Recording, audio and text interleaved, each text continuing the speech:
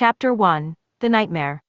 Cold water rushed into his lungs as the violent current dragged him deeper into the river. The rain blurred the sky above, and distant voices echoed faintly through the storm. He tried to swim upward, but the river was stronger than his body. His chest burned painfully as his lungs screamed for air. Every movement grew weaker as the current twisted him around like a leaf caught in a flood. The icy water pressed in from every direction.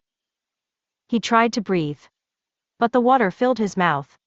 Darkness slowly crept into his vision, and the last thing he remembered was the crushing pressure of the river pulling him under.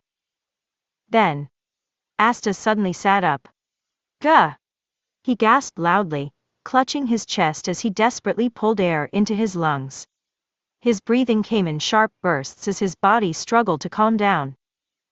For a moment he was certain he was still drowning. But when his eyes slowly focused, something felt wrong. Above him was a wooden ceiling. The room was dim, illuminated by the soft light of early morning filtering through a small window. Several wooden beds were arranged around the room, and the quiet sound of sleeping children filled the air. Asta froze.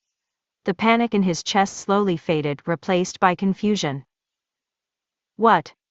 His voice sounded soft. Too soft. He slowly raised his hands in front of his face. Small hands. Thin fingers. Hands that clearly belonged to a child. Asta stared at them for a long moment. Then the memories came. Not slowly. Not gently. They flooded his mind like a broken dam. Another life. Another world. His name. Kartik Varma.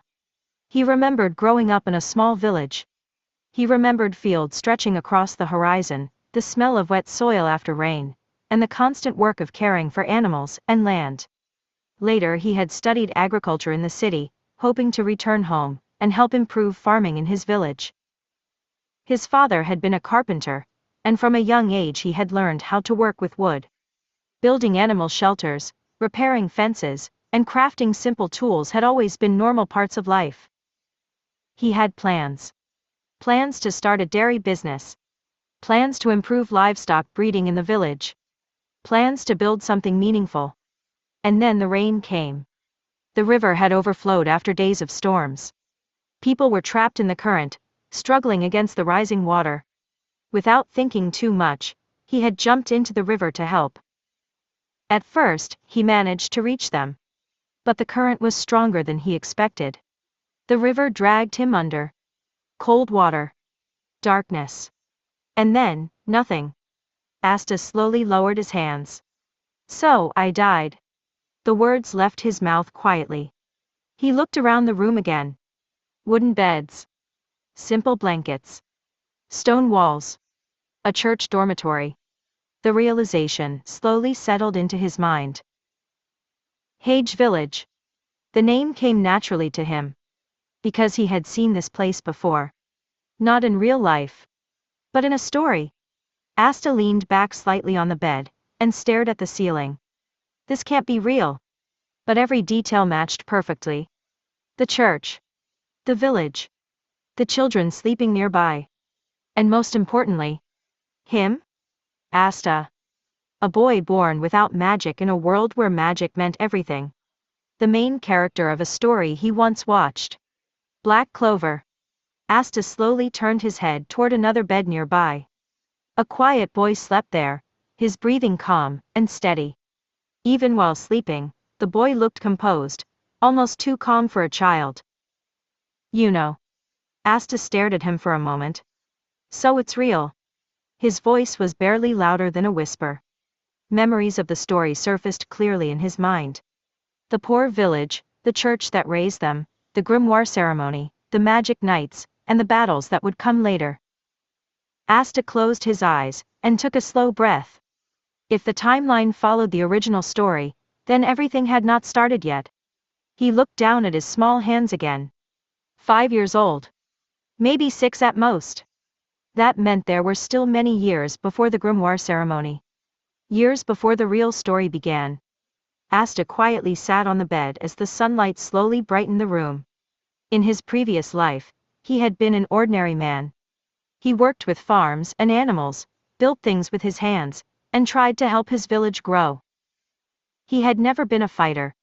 But this world was different. Here, magic decided everything. People judged strength through mana. Nobles were born with overwhelming magic power. Commoners struggled with small amounts of mana. Those without power were usually ignored by society. And Asta? Asta had none. Not a single drop of mana existed inside his body. In a world filled with magic, that should have been the worst possible fate. Yet Asta slowly smiled. Because he remembered the story. Even without magic, the original Asta had never given up. Through endless training and stubborn determination, he had pushed his body beyond what most people thought was possible. And there was something else. Something that made his existence truly unique in this world. Anti-magic. In a world where everything relied on mana, the ability to erase magic itself was incredibly powerful.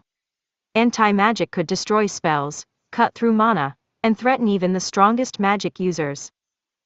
It was the perfect counter to a world built entirely on magic. But that power would only appear much later. Right now, he was just a small child in a quiet village. A child with no magic. A child with a body that needed to grow stronger. Asta rested his arms on the window frame and looked outside. The peaceful fields of Hage village stretched across the landscape, calm and ordinary under the morning sunlight. The original Asta had trained incredibly hard even before turning 15. Every day he pushed his body through endless exercises, refusing to give up despite the world telling him he was powerless.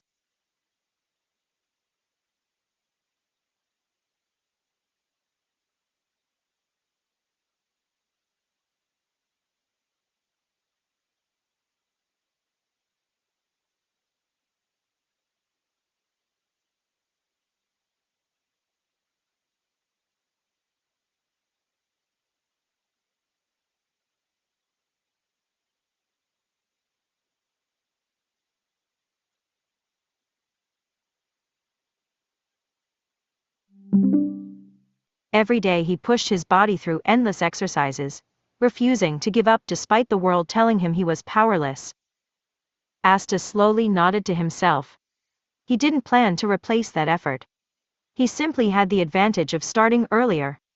With 10 full years ahead of him, he could prepare his body, sharpen his instincts, and build a stronger foundation, long before the grimoire ceremony arrived. Asta stretched his small arms, and cracked his neck slightly. A determined grin appeared on his face. All right. He looked toward the bright sky outside the window. Let's get to work.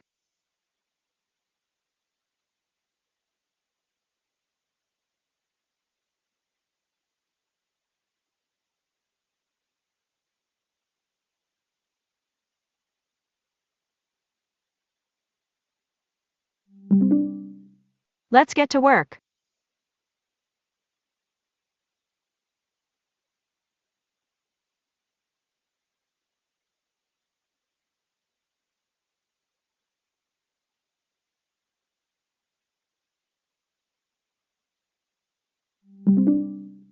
Let's get to work.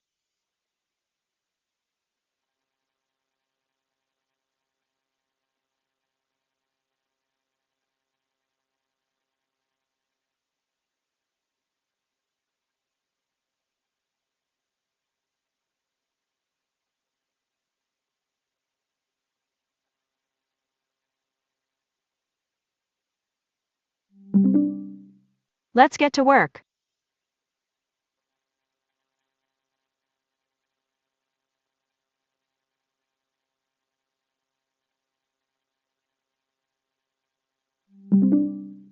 Let's get to work.